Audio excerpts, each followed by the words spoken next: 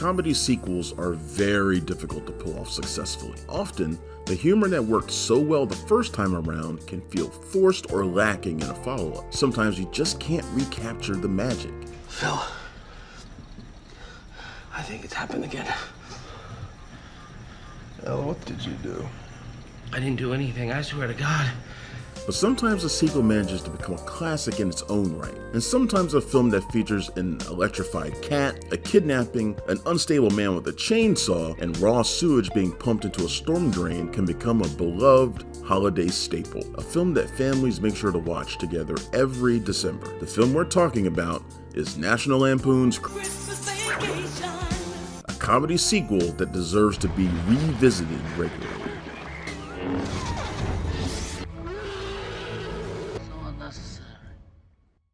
A decade before Christmas Vacation reached theaters, during the Chicago blizzard of 1979, John Hughes wrote a short story for the National Lampoon comedy magazine, titled Vacation 58. That story told of a family's hilariously disastrous road trip to a famous theme park from the perspective of a young son. National Lampoon publisher Matty Simmons thought Vacation 58 could serve as the basis for a fun movie, so he pitched the idea to Hollywood studios and ended up selling it to Warner Brothers. Hughes wrote the screenplay for the film that was released in the summer of 1983 under the title National Lampoon's Vacation. Once he was done with his draft, the film's director Harold Ramis and star Chevy Chase then did a rewrite that shifted the perspective. Instead of the young son being the lead would now be Chase's character, the father, Clark W. Griswold. Hughes would later complain that this shift in perspective would turn the vacation movies into nothing more than Chevy Chase vehicles, but audiences enjoyed it.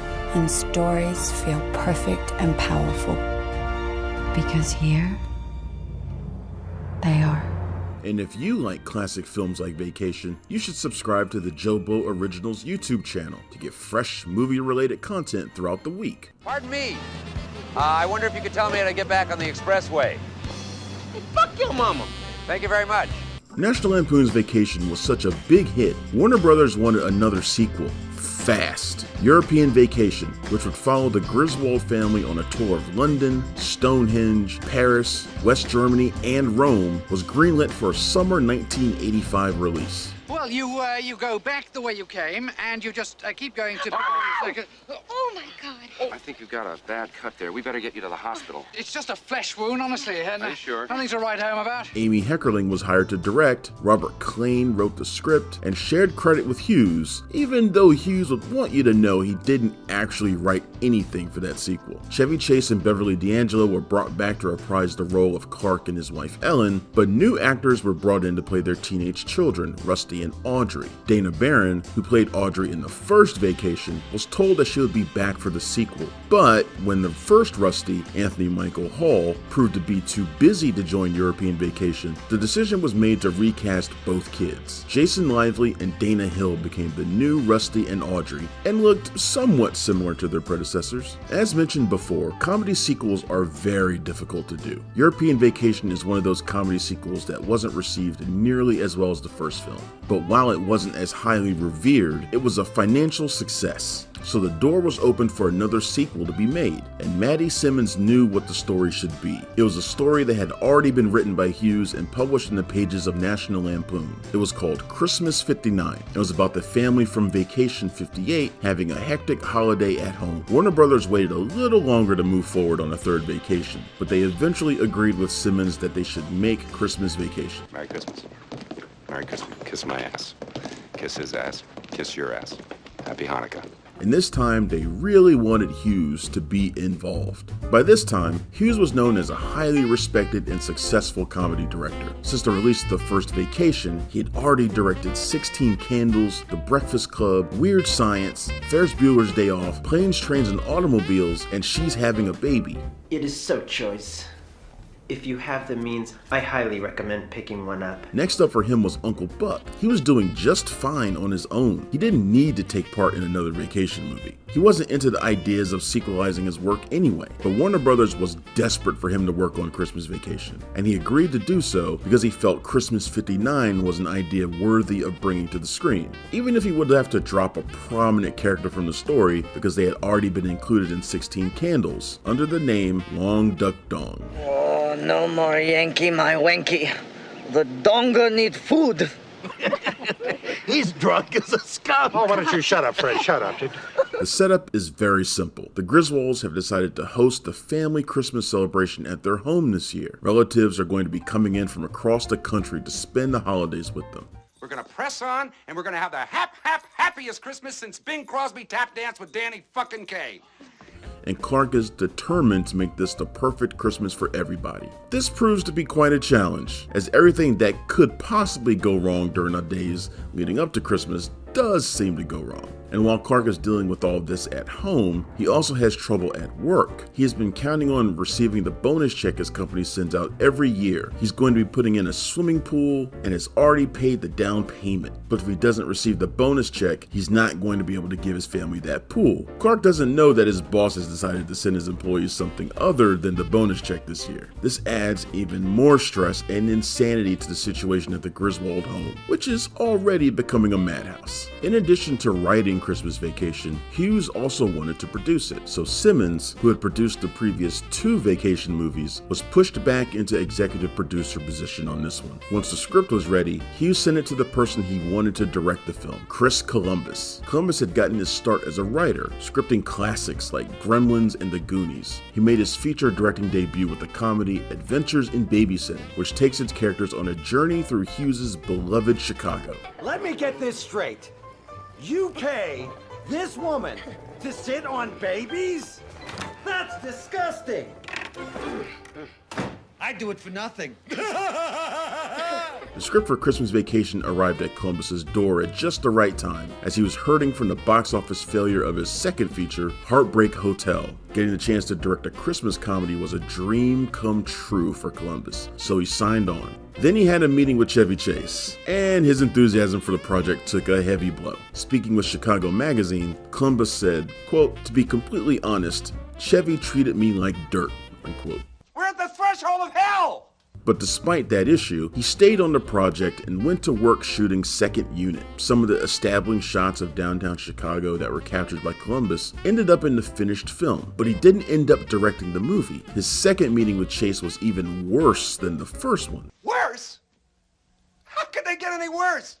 After that meeting, Columbus called Hughes and said, "There's no way I can do this movie. I know I need to work, but I can't do it with this guy." Hughes let Columbus drop out of Christmas Vacation. No problem. A couple weeks later, another script written by Hughes was delivered to Columbus, and it was another Christmas comedy, Home Alone. Columbus signed on for that one and had a major hit at the box office in the last months of 1990. Look what you did, you little jerk. Christmas Vacation had a December 1989 release date it needed to meet, so there was a scramble to find another director. Hughes considered taking the helm himself, but he was too busy working on Uncle Buck. Chase suggested George Roy Hill, who he had just worked with on the comedy Funny Farm. He felt that Hill, whose credits included Butch Cassidy and the Sundance Kid, The Sting, Slapshot, and The World According to Garp, was the best director he had ever worked with. Most folks just don't seem to have a taste for testicles no more. Testicles? Yes, ma'am. Sheep balls. That's right. Tell them why yours are so tasty. But Hill was also in his late 60s, so when Funny Farm received a lukewarm reception, he was ready to retire, and he never did direct another film. Uh-oh. Looks like we got trouble here. So the choice moved on from a filmmaker at the end of his career to one who had never directed a movie, Jeremiah Chechik, who had caught Warner Brothers' attention with his work on commercials and music videos. Chechik was glad to make his feature directorial debut with Christmas Vacation. Chase and D'Angelo were locked in to return as Clark and Ellen, and while Columbus had issues with Chase, it was D'Angelo that Chechik found difficult to work with. He told Rolling Stone, quote, "During the filming, Beverly and I really fought like hell, but when we did the DVD commentary, we had the greatest time together ever. Who knows how this all works," unquote. With the leads already on board, Chechik had to build a supporting cast around them. Several characters are family members we hadn't met before. Ellen's father, Art, and mother, Frances, Clark's father, Clark Sr., and mother, Nora. I hope you kids see what a silly waste of resources this was. The idea was to fill these roles with strong character actors who had soulful natures combined with a quirkiness, and a great ensemble was formed. E.G. Marshall and Doris Roberts as Ellen's parents, John Randolph and Diane Ladd as Clark's parents. None of these characters have a great deal to do in the film, but they are present for much of its running time, and they all get laughs along the way. Beautiful, Clark. Clark Sr. also has a nice heart-to-heart moment with his son when things appear to have fallen apart. Are you going to recite The Night Before Christmas? No. It's your house. It's your Christmas. I'm retiring. Ladd is actually very close in age to Chase. They would be more likely to have passed each other in the halls at school than be mother and son, but Ladd aged herself up for an audition with old lady fashion choices and baby powder in her hair. She feared that being cast as an elderly woman could be the end of her career, but ended up making more in residuals from Christmas Vacation than from anything else she had ever worked on. The movie also introduces viewers to Clark's grumpy, cigar-smoking Uncle Lewis and Lewis's senile wife Bethany, a woman who shows up for Christmas with her cat and a Jell-O dish wrapped up as presents. The inspiration for these characters was the legendary comedy duo of George Burns and his wife Gracie Allen. Allen passed away in 1964, but there was some hope Burns, who was known to enjoy cigars in his day, might take the role of Uncle Lewis. When he chose not to, the roles were filled by William Hickey, who had recently received an Oscar nomination for his performance in Prizzi's Honor, and Mae Costell, whose career went back to the 30s. She had provided the voices of cartoon characters Betty Boop and Olive Oyl. This was the final role for Costell, who was almost 20 years older than Hickey, but that age difference doesn't come across on the screen. Since Rusty and Audrey had been recast for European Vacation, it was decided that they would be recast again for Christmas Vacation. And while you could kind of buy that Lively and Hill were playing the same characters in European Vacation as Hall and Barron had played the first in Vacation, there is no continuity with the characters this time. Previously, Rusty had been blonde and taller than his dark-haired sister. For Christmas Vacation, Juliette Lewis was cast as Audrey, who has blonde hair and is taller than her dark-haired brother Rusty, played by Johnny Galecki. They're nothing like the previous Rusty and Audrey, but Lewis and Galecki are good actors, so they come off well in the movie. Just try to keep Hall, Lively, Barron, and Hill out of your mind. Yeah, I guess so. Vacation cast member Brian Doyle Murray returns for Christmas Vacation in a different role, now playing Clark's boss, Frank Shirley. Sam McMurray appears as one of Clark's co-workers. Julia Louis-Dreyfus and Nicholas Guest play neighbors who are not fans of the Griswolds. And Nicolette Scorsese plays a lingerie clerk who catches Clark's attention. It's a bit nipply out. I mean nippy out. What did I say, nipple? There is a nip in the air, though. And Randy Quaid and Miriam Flynn were brought back as their vacation characters. Ellen's cousin Eddie and his wife Catherine show up at the Griswolds' house unexpectedly with their kids Ruby, Sue, and Rocky, played by Ellen Hamilton Latson and Cody Berger, plus their dog Snots. Things go off the rails at the Griswold household for a variety of reasons, but Eddie is responsible for a good deal of the insanity, and for some of the funniest moments in the movie. Merry Christmas! Dinner was full! Christmas Vacation began filming in March of 1989, with the first 10 days of production taking place in snow-coated Colorado. Scenes filmed there include the Griswolds trek out into the countryside to acquire a Christmas tree, and the scene where Clark speeds down a snowy hill in a sled that has been coated with cooking spray. Chase was really scared while filming that scene, as the sled he was on did pick up a lot of speed as he went down the hill. The actors described conditions in Colorado as brutally cold, but filming the scenes in actual snowy, cold weather gives the film the necessary atmosphere of a Midwestern Christmas. The crew then did an impressive job of creating a Midwestern Christmas on the Warner Brothers backlot in the Los Angeles area. That's where the Griswold house is located, right next door to the house where the Murtaughs live in the Lethal Weapon franchise. Chase said the toilet used for the bomb scene in Lethal Weapon 2 was still in the house's front yard when they arrived to start working on Christmas Vacation. Filling the backlot with fake snow, the filmmakers were able to match it with the look of the scene shot in Colorado. The movie feels like it takes place during a chilly December, even though it was largely filmed during a warm Los Angeles spring. And while enveloping the viewer in its cozy, comforting holiday atmosphere, the movie also delivers some great laughs. Can't let it get out of the living room. Where's Eddie? He usually eats these goddamn things. Oh, not recently, Clark. He read the squirrels were high in cholesterol. Thank you, Catherine. Hughes scripted some hilarious dialogue for the characters, and Chechik also worked in some great sight gags. Chevy Chase and Randy Quaid both give genius comedic performances, with most of the supporting cast getting the chance to provide chuckles as well. The movie really lends itself to multiple rewatches, as you can catch new humorous moments from viewing to viewing, and the comedy is so well crafted and effective, it remains funny each time you see it, even if you've watched it every Christmas for over 30 years. Oh, look, if you need any help, give me a holler. I'll be upstairs asleep. Things do go over the top at the Griswold house, but at their core, the best vacation movies work so well because they're relatable. When Hughes wrote about the disastrous family road trip of the first vacation, you could tell he was drawing from personal experiences. And the same could be said for the hectic family holiday depicted in Christmas Vacation. Maybe a SWAT team never busted into the Hughes home because a dim-witted cousin took dad's boss hostage. Maybe the sewer never exploded because that same cousin pumped his RV waste into it. Maybe a cat never got fried by biting into the tree lights. But Hughes clearly knew what it was like to try to make the holidays pleasant for a house full of relatives. Chances are, there are people in Christmas Vacation who remind you of some of your own family members, and you might be able to relate to the scene showing the acquisition of a Christmas tree, or those depicting how much trouble it can be to keep a pine tree in your living room, the scene of sledding down a snowy hill, the family dinner scene,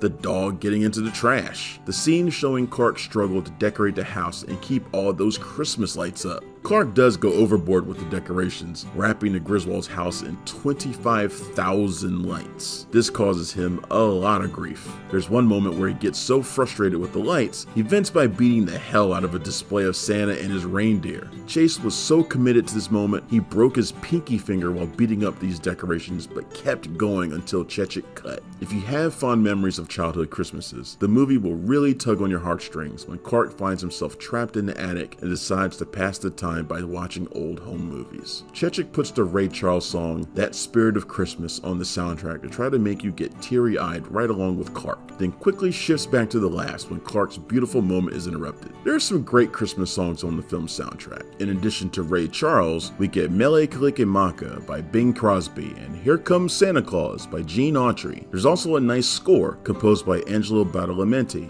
who Chechik hired specifically because you wouldn't expect the Blue Velvet and Nightmare on Elm Street composer to be hired for a Christmas score. And there's an original theme song performed by Mavis Staples that plays over the film's animated title sequence, a sequence the studio didn't want to pay for, but Chechik convinced them to by presenting an awful alternative of credits accompanied by a purposely bad song choice. Chechik also faced resistance from Warner Brothers when it came to the scene where Aunt Bethany's cat gets zapped by the Christmas lights. The studio didn't even want him to film that moment, but he would always tell them to check with Hughes about it. Then he would call Hughes to tell him he needed to be prepared to defend the cat scene. The scene was filmed, and Warner Brothers asked that it be removed before the first test screening. Maddie Simmons begged them to at least let the first test audience see the scene, so they let it stay in. After the screening, the test audience scored the cat scene as their favorite scene in the movie. That ended the discussion of whether or not it should be cut. That thing had 9 lives. She just spent them all.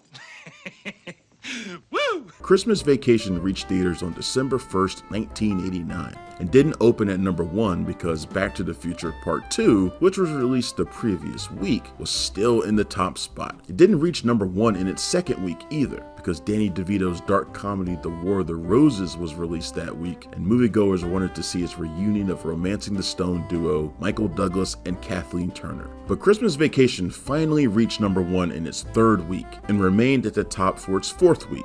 Made on a budget of $25 million, the movie ended up earning over $74 million at the domestic box office, exceeding the $61 million made by the first Vacation and the $49 million made by European Vacation. The critical response was surprisingly subdued. There weren't many reviewers naming it an instant holiday classic. I think you've made a terrible mistake. But it quickly earned that reputation, and for decades now, it has continued to be regarded as one of the best Christmas movies ever made. Through the days of cable, VHS, DVD, Blu-ray, 4K UHD, and streaming, fans have been making sure to take in a viewing of Christmas Vacation every December since 1989. And when Santa squeezes his fat white ass down that chimney tonight, he's gonna find the jolliest bunch of assholes this side of the nut house.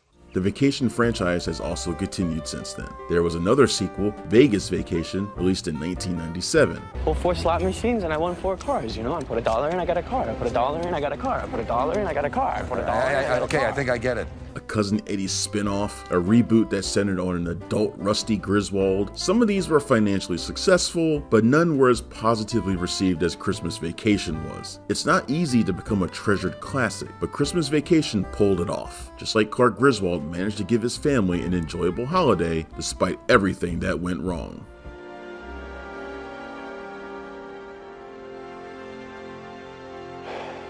I did it.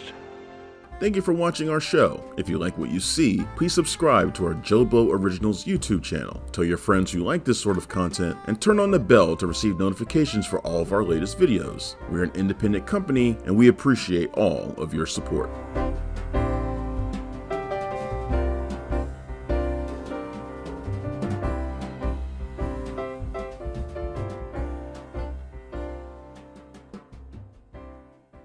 Before we continue with our video, here's a reminder to click the Store tab on any of our JoBlo channels and browse our collection of the latest and freshest designs in our merch store.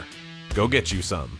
Although Saturday Night Live has been forced to air its most recent and housebound episodes without the help of a live audience, the NBC sketch comedy has remained a pop culture milestone over its 45 years and counting on the air, with many of its not ready for primetime players going on to be big-name movie stars. And while the 90s era of SNL made many of its cast members into some of the decade's biggest names in comedy, the original cast members who started out with the show in its 70s heyday weren't quite as lucky, especially in the case of both Dan Aykroyd and Chevy Chase, who all but ended their movie stardom when they co-starred with each other in Dan Aykroyd's one and only directorial effort from 1991, which was aptly titled Nothing But Trouble. In 1987, Dan Aykroyd joined his brother Peter and his Blues Brothers producer Robert K. Weiss in attending a screening of Clive Barker's Hellraiser, with Weiss wanting to avoid seeing a comedy to prevent hurting his recently fractured rib with laughter. But when the three men noticed the audience laughing at the film, Weiss got the bright idea for the three of them to make a horror comedy together. And the Aykroyd brothers came up with a script that was based upon Dan Aykroyd's real-life experience in 1978 of getting pulled over for speeding in a rural town and having to stand trial in front of the local justice of the peace. And after Aykroyd failed to interest his past collaborators John Hughes or John Landis in directing his script, Dan told Warner Brothers that the film would mark his directorial debut, with Aykroyd starring alongside his fellow Second City alums Chevy Chase and John Candy. Yet even with its cast of the three biggest comedy stars of the time, the movie grew more notable for its troubled production than its comedic star power. And when Nothing But Trouble finally saw the light of day after numerous release date delays and a change in title, the movie indeed proved to be nothing but trouble, with horrendous reviews from the critics and horrific box office, with the careers of Chase, Aykroyd, and Candy never quite being the same afterwards. But since I love watching this movie as a kid while being completely unaware of its toxic reputation, I'll give Nothing But Trouble another watch to find out if it is actually something but the opposite of trouble. Or at the very least, find out if it's a better Spies Like Us reunion for Dan Aykroyd and Chevy Chase than their appearances in the cinematic anal cyst known as Caddyshack 2. If I pull the arrow out, will you please suck out the poison for me? Oh God, and Randy Quaid is in that movie too. Here come the Christmas Vacation 2 flashbacks. But first, it's time to shell out $50 to $100 to buy yourself a bottle of Dan Aykroyd's Crystal Head Vodka and start seeing dem aliens after you have an encounter with the awfully good drinking game. Take a shot or drink every time you see an on-screen appearance from Dan Aykroyd's brother, Peter Aykroyd, who in addition to writing this film's story, plays the doorman for a swanky Manhattan penthouse, who greets one of the penthouse's tenants, Chris Thorne, played by Chevy Chase, a financial publisher known for giving great tips on the stock market in his weekly newsletter. I'd like to thank you for that little tip on the market you gave me. The wife says the stock's gone up 5 points. Good, Mike. Want some more advice? Sure. Sell it. Yeah, if only Peter Aykroyd could have taken some financial advice before he decided to star in the failed 1981 comedy Gas. There are over 2.5 million men in this city, and 98% of them are horny. And you wonder why Peter never became a star like his big brother. It's inside this penthouse that Chris comes across his romantic interest for the film, Diane Lightson, played by Demi Moore, who is emotionally distraught partially because this is the first movie Demi decided to make after her blockbuster success in Ghost, but mostly because she's an investment attorney who just broke up with her client/fiancé named Howard Suntz, and is pissed to discover that Suntz is moving forward with a landfill deal without Diane's services. It's about my professional credentials, my law firm's time. You know what? You just tell Howard that I'm coming down there. But since Chris happens to be a mutual acquaintance of Howard Suntz, Diane decides to ask Chris if he can drive her to Atlantic City so she can confront Suntz at a sales conference. So if you're not going, can I borrow your car? Whoa. I'm a good driver. I'm an excellent driver. If it's that important to you, maybe I should reconsider. I really like to drive. Of course, I'm an excellent driver. It's my car. I'll do the driving. Okay, great, you drive. Of course, I don't have my underwear. Okay, so I guess this rich woman does not have a car of her own to drive to Atlantic City herself, nor does she have any financial means to hire a driver or any friends who could drive her there. She just asks a complete stranger whom she just met in an elevator and happens to know her ex-fiancé? Now that's good screenwriting. The next morning, a hungover Chris is about to bail out on the Atlantic City trip before he remembers that she is 90s era Demi Moore and he has an excuse to get lucky with her without Bruce Willis kicking his ass. However, it appears that two of Chris's clients have learned about their travel plans, a brother and sister pair of eccentric Brazilian billionaires named Fausto and Ronaldo, as played by the late great character actor Taylor Negron, and Bertilla Damas, aka Camila Santiago on Brooklyn Nine-Nine. And before Chris and Diane head out to Atlantic City, they find themselves joined on their journey by these two obnoxious Brazilianaires. They're Brazilianaires. We'll never see them again. Good. Should have known a Brazilianaire never forgets. Denise, where are we going? We're going to Atlantic City, Fausto. Get in the trunk. Put this tape on. Let's chanka. And I think we know what music we should play when we're on a wacky road trip with Chevy Chase. What? No, I'm not referring to Holiday Road. I was referring to Chevy Chase's self-titled album from 1980. I shot the sheriff, then I guess I shot some THC. Holy shit! Where's the Tylenol? But then the Brazilians get the bright idea to take the car down a detour so the four of them can have a picnic in the countryside. And with the help of the car's high-tech computers, Chris drives the car off the New Jersey Turnpike and into a rundown mining town named Valkenvania, where Chevy Chase mocks the downtrodden townsfolk with his snarky humor. Sell pork bellies, buy gold. Evel Knievel and Mr. Clean. But when the car fails to stop at a stop sign, our heroes find themselves pursued by a local cop, and Fausto dares Chris to try and outrun the long arm of the law. This is a provincial cop, man. With this car, you could easily get away from him. Let's see if we could do 90. Well, of course it makes sense to get into a high-speed pursuit over a simple stop sign violation. We all know you can't resist an offer from a Brazilianaire. Now let's drive this bitch underneath the truck like Clark Griswold is supposed to do. Eat my road, red liver lips! However, with the help of the cops' high-speed engines, Chris is forced to pull over the car and face the wrath of Chief Constable Dennis Falkenheiser, as played by John Candy, who informs Chris that the laws of Valkenvania state that any lawbreakers are forced to stand trial before the local justice of the peace. Now, I'm planning not to mention the speeding to him, so I suggest you come quietly and immediately, unless you want more trouble than you're already gargling. And as the car is escorted to the courthouse, we get to see many beautifully hideous piles of scrap metal and random junk, which were designed for this film by William Sandell, who worked on RoboCop and Total Recall, while Chevy Chase shoots off some lip jokes in the background. So that's where they buried Flipper. Flipper's dead? He must be into folk art.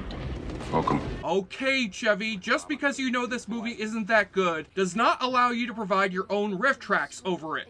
Look at all these toasters. You know what they say, all toasters toast toast. So it's here we finally get to meet the Justice of the Peace, as played by our director and screenwriter Dan Aykroyd, named Alvin Valkenheiser, with Aykroyd under heavy makeup to play this 106-year-old judge, whose perception of the law is based off an ancient charter established back in 1796. After the tenets of the old Shire Charter. Excuse me, sir, that's pre-Magna Carta, serfdom and fiefdom stuff. Very good, young lady. And you can imagine that this old-fashioned lawman does not take too kindly to Chris's snarky and dismissive attitude in the midst of his trial. Wait a minute, what is this shit? Sir, no cussing in court. We don't want to hear the story of your life. We just want to pay the ticket and get the hell out of here. And decides to imprison our 4 yuppies overnight before a further trial the next day by dropping them through the floor into a pile of squeaky toys, which surely establishes this film in the same universe as Little Monsters. Here's hoping we find the rotting skeleton of Howie Mandel. Hey, bud. Got him, need him, got him. But as Chris and Diane await their trial down in the judge's basement, we cut to a group of law-breaking drug dealers who are also driving through Valkenvania, as led by Daniel Baldwin, which gets pulled over by Officer Dennis. I had a couple, so what? I'm fine. I'm afraid you'll have to blow. Blow you? To get out of a ticket? Forget it, Tom. I'll blow him. Maybe later. Next century. Sorry, ma'am, but John Candy only picks special girls for him to take down to Camp Candy, if you know what I mean. And yes, I do mean oral sex. That's not funny. And after the judge sentences these drug dealers to death after finding several kilos of crack and coke on them, he pulls a lever and turns on a conveyor belt, which leads Baldwin and his gang onto Mr. Bone Stripper, a roller coaster which the judge uses to execute death sentences by chucking criminals inside of a meat grinder and spitting their bones out of the other end. I'll give you all your coke and your grinders and spoons and pots and guns and knives and all that back to you when you come out the other end. Boy, I wonder how Dan Aykroyd could have come up with such an insane idea. Crack and ice cocaine here, and you got your pills. Oh yeah, that would explain a lot about this movie, especially the scene where Judge Alvin invites his latest captives to join him for a most unusual supper, wherein we meet John Candy once again in his second role of the film, dressed up in drag to play Eldona, the judge's mute granddaughter. She's single and the best Class A mechanic in 5 states. Struck dumb at birth by a thunderclap. My kind of woman. And so Eldona serves our guests an unappetizing dinner made up of discolored frankfurters, ants on a log, and room temperature Hawaiian punch, complete with a Gomez Adams-style model train that pops up out of the table, carrying condiments to put on top of the hot dogs. Here's how I like them, and I suggest you have them the same way. Well, that settles it. Seeing Dan Aykroyd sucking on a gray wiener slathered in condiments has convinced me to finally adopt a vegan diet. By the way, if you think that the judge's nose here looks an awful lot like a big Johnson. Yes, sir. Then you will be glad to know that the movie's makeup department is here to confirm your suspicions. You know what? Forget the vegan diet. I no longer have an appetite for any kind of food whatsoever. I won't have my sister, who is once the queen of the Mardi Gras, sitting at a table with a pickle shooting tray. Yes, the 2 Brazilians were perfectly fine with Dan Aykroyd sucking on a sausage like a dick whilst wearing a dick on his nose, but having a pickle thrown in his forehead is where Fausto draws the line. Enough is too much! And not only do Fausto and Ronaldo manage to escape the mansion after crossing across a moat filled with toxic sewage, It smells like Sao Paulo. but they even bring John Candy along with them, after Dennis decides he's through being bossed around by the abusive judge, who also happens to be his grandfather. It looks like you need a nice couple of weeks holiday, you know? You peeled the correct banana there. It's almost as if these 3 characters became self-aware of how inessential they are to the script and just decided to leave the movie out of their own fucking accord. Again, good screenwriting. As for our remaining cast members, Dan Aykroyd manages to give one of the best performances of his career here as the demented judge, with Aykroyd writing this character one hell of a fascinating backstory. The reason that the judge is so harsh towards these rich yuppies is because his grandfather was swindled by a New York financier to turn Valkenvania into a coal mining burg in exchange for a bunch of fraudulent shares that ended up bankrupting the town. We were forced to become what you drove through today. Burnt out coal field. Which has led to the judge's lifelong hatred towards those greedy bankers. Banker? No, banker, no. Financial publishing. Okay, banker. And will a banker grub for money? And that's why I never let a banker go. In fact, Chris and Diane even come across a room that is filled with thousands of driver's licenses and IDs, which the judge has stolen from his captive prisoners over the years.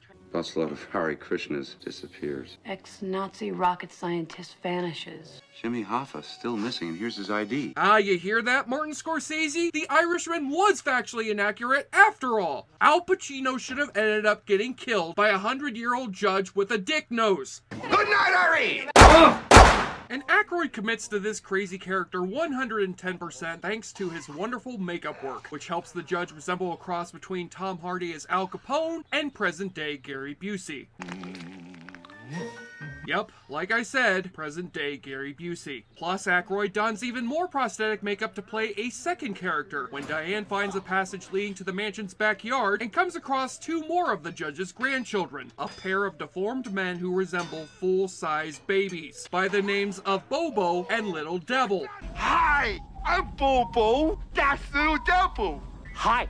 We're not allowed in the house. With Aykroyd in the role of Bobo, and Little Devil being played by the guy who served as the hardware consultant on Ghostbusters. Likely because John Candy refused to embarrass himself further with a third role in this movie. The Donut Scatter! That's good. Yeah, that's good. Donut Scatter. That's not good. No, that's no good. I mean, these fucking things look like Phil and Lil got into a matter transporter with that bastard. Their heads look like the top of a chocolate ice cream cone from Dairy Queen. And kudos not just to Dan Aykroyd for managing to direct this movie while wearing that prosthetic baby suit, but also to Demi Moore for continuing to act like a professional even when acting against these hideous monstrosities. I win my deal. No, I won my deal. My hand's on top. My deal, I win. That's right. No, it's Bobo's deal because Bobo's hand was on top. Yeah, my hand was on top. I win my deal. You know, you may look at these mutant baby men and see a couple of freaks, but when I look at them, I see a great opening act for the insane clown posse. But while both Demi Moore and John Candy try to pull their weight amidst all this madness, Chevy Chase gives an incredibly uneven performance. There are moments when you can see glimpses of the same suave smartass who made you laugh as Clark Griswold and Ty Webb, but you can detect Chevy growing more tired with this script as the film goes on. Although he does pep up a bit when his character tries running away and gets caught by the Judge's granddaughter, and the Judge informs Chris that he's now the property of Eldona.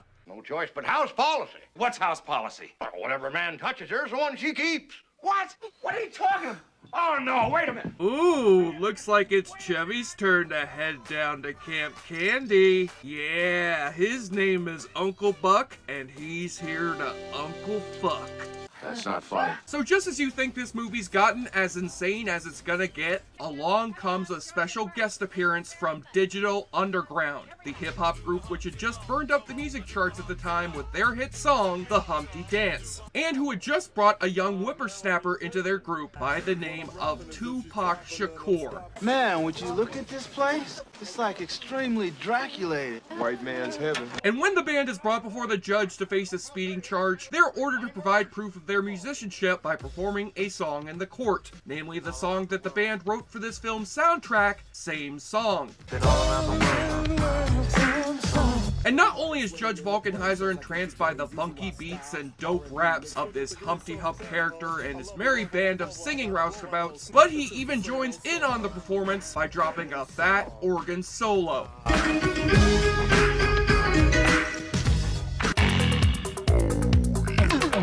You know what? If this judge was behind the killing of Jimmy Hoffa, then perhaps he might have had a hand in the murder of Tupac. Conspiracy. But anyway, in the case of the People vs. Digital Underground, the judge declares the group free to go so that Humpty Hump can be free to get busy in many more Burger King bathrooms. But not before the band does a favor for the judge by performing at the wedding of his granddaughter Eldona and her reluctant new husband. You may kiss the bride. No, not in front of all these people, Your Honor. Now! Oh, it's not that bad, Chevy. If they had cast this movie nowadays, then you'd have ended up marrying James Corden in drag instead. But after Chris implores Digital Underground to help him escape from the mansion, the judge furiously sentences Chris to death on board Mr. Bone Stripper. A harsh sentence, sure, but after sitting through his performance in Zoom Academy for Superheroes, I'd say it's very well deserved. Thankfully, the machine breaks down and Chris makes it out of the Bone Stripper alive. But before he can escape, the judge challenges Chris to come back so he can exchange his life for Diane's before he chops his lady love to bits with another one of his mechanical contraptions. Chris, it's Diane. Run! Run for your life! You really put the pin in the party hog now, girl. And right before Eldona brings down the blades on Diane, Chris comes to save the day with an explosive barrel of gasoline. One! But unfortunately, that would not be the biggest bomb that Chevy Chase would set off that decade. The Chevy Chase Show, coming this fall to Fox. So Chris and Diane finally make it out of Valkenvania by hopping onto an outbound train, where they immediately head to the police station to relate the story of their outrageous adventure. And I can only imagine this was the look on the faces of the Warner Brothers executives when the Aykroyd brothers pitched them the story of this movie. So with the help of detectives Brian Doyle Murray and Dewey Cox's dad, Chris and Diane head back to the judge's mansion with an armada of police officers behind them ready to raid the place. Now, why they would want to come back to this place after spending all this time trying to run away from it, I don't fucking know. And after the judge pretends not to recognize his two escaped prisoners, he lets them in on a most unpleasant surprise. Hi, Judge Alvin. Hi, Dr. Nick. Evening, troopers! Can't go too far in this part of the world without running across my friends. Alvin is something, isn't he?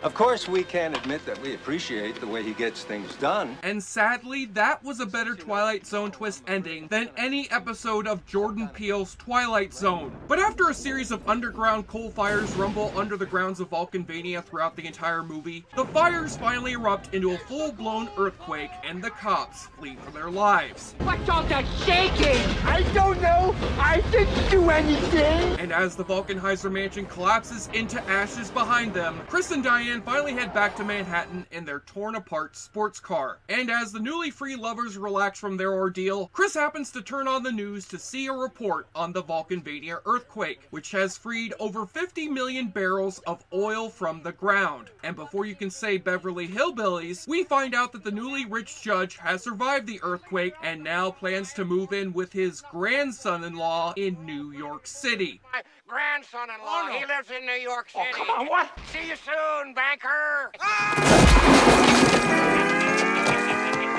No, you won't!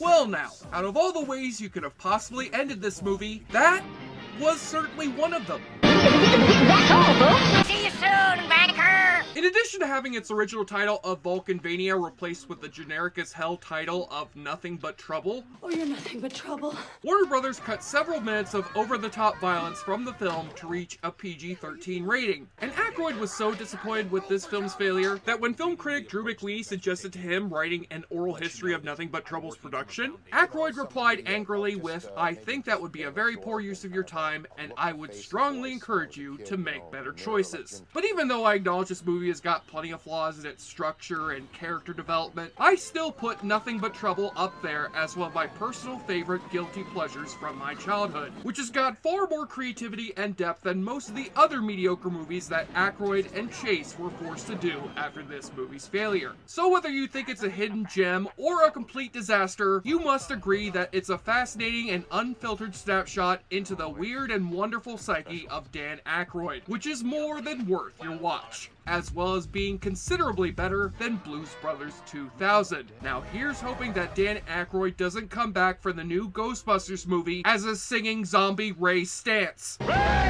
And we've got a doggone beat now.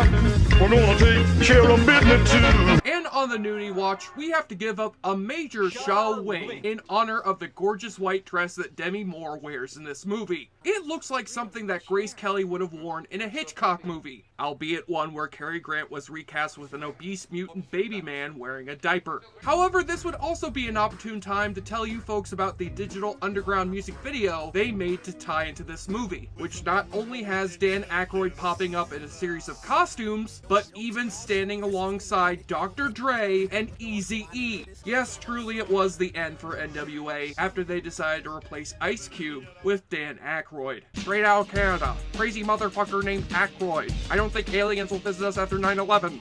On the enjoyableness continuum scale from Bull to Bruce, Nothing But Trouble is surely the funniest movie Warner Brothers has ever made about being held hostage by murderous backwater hillbillies since Deliverance, and gets pulled over for violating a speed limit of 9 out of 10. This episode is dedicated in loving memory of John Candy, Tupac Shakur, and our appetites after watching that fucking hot dog scene. I'm Jesse Shade for JoBlo.com, and before we keep rolling on with our awfully 90s summer, I must ask a favor of the newly launched HBO Max. If you guys can finally give Zack Snyder a chance to finish his version of Justice League, then surely you can find it in your heart to let Dan Aykroyd release the R-rated director's cut of Nothing But Trouble. See you soon, streamers! All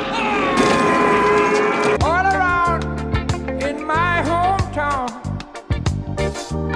I'm shooting everyone. That's right. I drop a loot, get in the nude. Chew on this, you stinking relic. Moscow!